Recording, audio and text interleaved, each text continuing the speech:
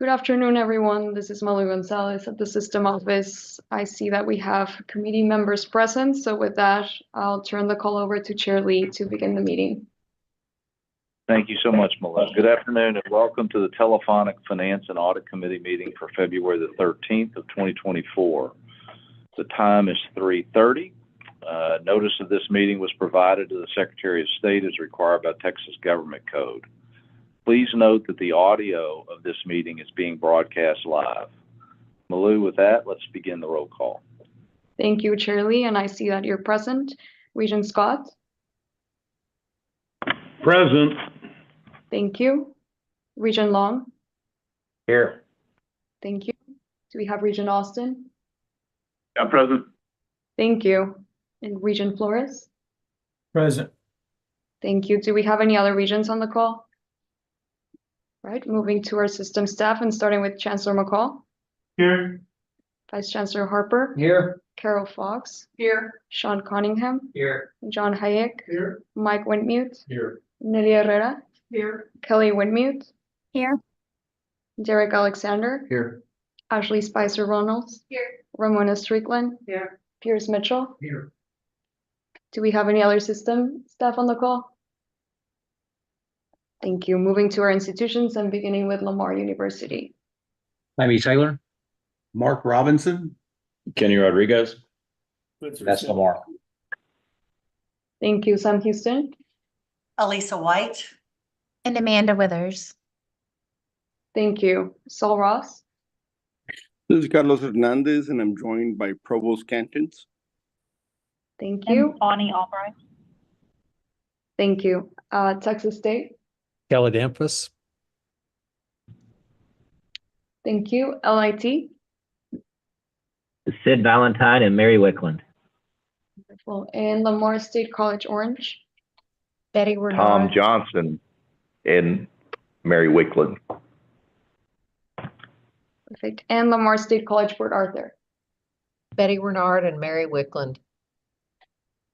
Thank you. And that concludes roll call. I'll go ahead and turn it to you, Chair Lee. Thank you, Malu. Daniel, Carol, and I had an opportunity to review the agenda prior to this meeting. At this time, I'll turn the meeting over to Daniel, who will present the Finance and Audit Committee agenda items. Thank you, Mr. Chairman.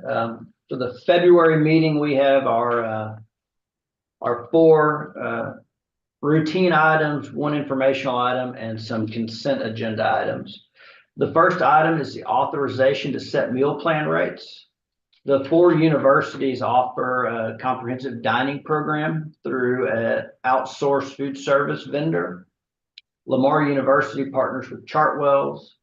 Sam Houston partners with Aramark. Sol Ross also partners with Aramark, and Texas State partners with Chartwells. The average cost per meal of the the all-inclusive plan is around $5. For scale, the dining operations are relatively small compared to the aggregate budget. Dining operation is less than a $40 million a year annual expenditure. And then I will go through the percent changes for the four universities. Lamar University is proposing a 4% increase to their all access plan, making the cost per semester just shy of $2,000. Sam Houston is proposing a 3% increase to their all access plan, which will bring the cost per semester around $2,700. Sol Ross has a little bit higher percentage increase at 4.5%, and that brings their comprehensive plan to $2,000 per semester as well. And then Texas State has a 4% increase, and that brings their plan to around $2,000 per semester as well. Mr. Chairman, that's my layout on the motion for the authorization of meal plans. If there's no questions, I can move to resident hall rates. Regents, are there any questions for Daniel on the meal plan discussion? All right, Daniel. All right. And similarly, the four universities also have a comprehensive housing operation. That's Lamar University. They're proposing a 2.5% increase That would bring their two-person suite to $3,300 per semester. And I'll note that Lamar has 2,400 beds with an occupancy rate around 92%. Sam Houston is proposing a 3% increase that'll raise their suites to between $2,600 and $3,700 per semester. They're at 4,200 beds now, and they have effectively a 100% occupancy rate. Sol Ross is proposing a 6% increase. Their housing options range from $1,900 per semester to $3,500 per semester. They're just shy of 600 beds. They're at a 97% occupancy rate. And as those may recall from the last board meeting, there was a motion put on to allow Sol Ross to renovate one of their resident halls to bring some additional beds online.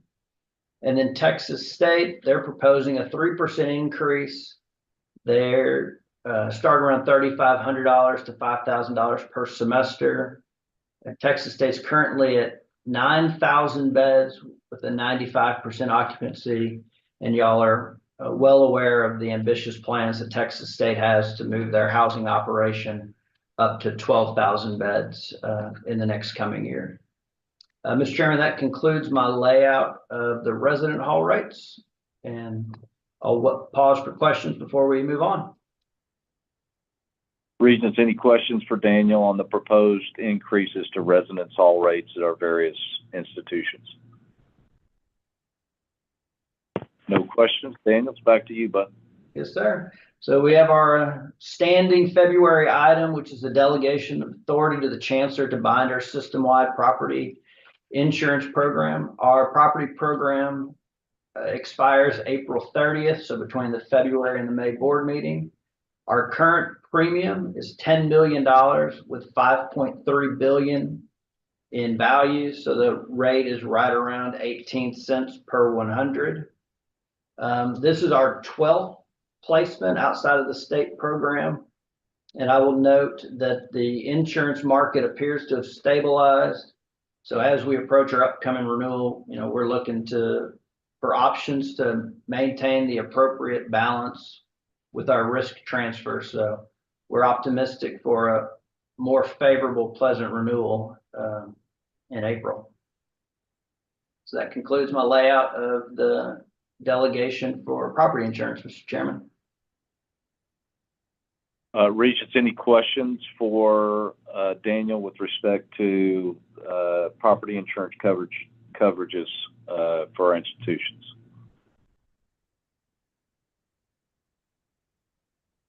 Daniel? All right, so the next item, the final action item, if you will, is the 29th supplemental resolution to our master resolution that established our revenue financing system. In 1998, we established the revenue financing system, which allows us to pool all the available revenue of the entire system as we pledge it against projects. So instead of allowing a project to stand on its own, the project stands on the weight of the entire university system. We're asking for authority to issue up to $1 billion of new debt or refinancing over the next 12 months. Well, that sounds like a lot. Per our bond counsel, they like to include the full value of the commercial paper program, which is $350 million. We currently have about $150 million on that program. There is around $250 million held in the event that the market is favorable for us to refinance existing debt. And then the remaining amount would be new debt that we're looking to issue in May for a portion of the state-funded projects, as well as some other projects, including housing projects that the institutions have. And we are proposing a clarifying language that would allow, or clarifies in its recommendation of our bond counsel, that in the event we wanted to look at tendering bonds or purchasing our own debt on the secondary market, that it is clearly stated in our resolution that we have that authority. And Mr. Chairman, that concludes my layout of the supplemental resolution. Regents, any questions about the supplemental resolutions just discussed by Daniel? Hearing no questions, I would ask that all of the components of Daniel's presentation be moved to the full board, and would start by asking for approval from each of the regents. Regent Austin? Approved. Regent Long? Approved. And Regent Scott? Approved. Well, Mr. Chairman, then we have just one informational item and a short consent agenda that I'll cover. So included as an Okay. informational item is the status of the implementation of the audit and compliance recommendations.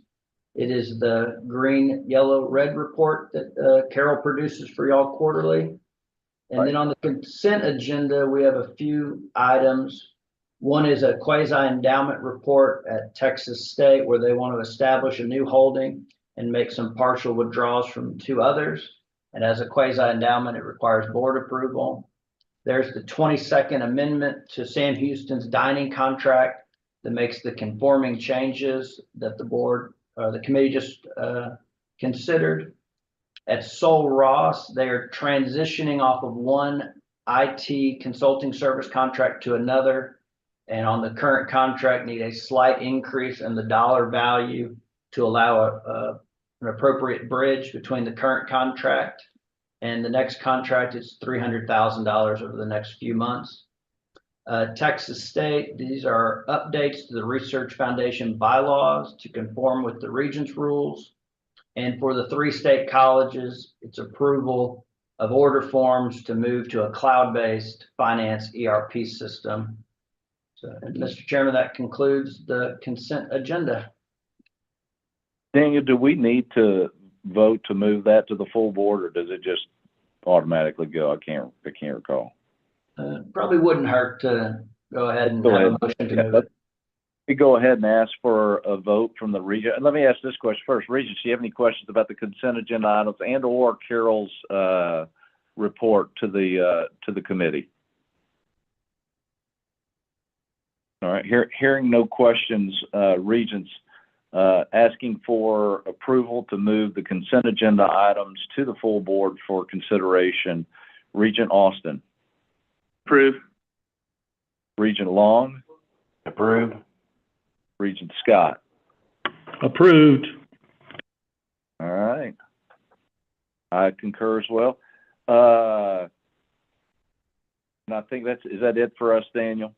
Yes, sir. We're ready to adjourn.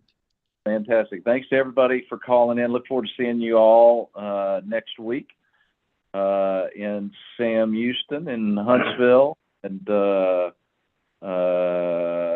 the record, the time is 3:43. Appreciate you all being on the call this week. Thanks a bunch.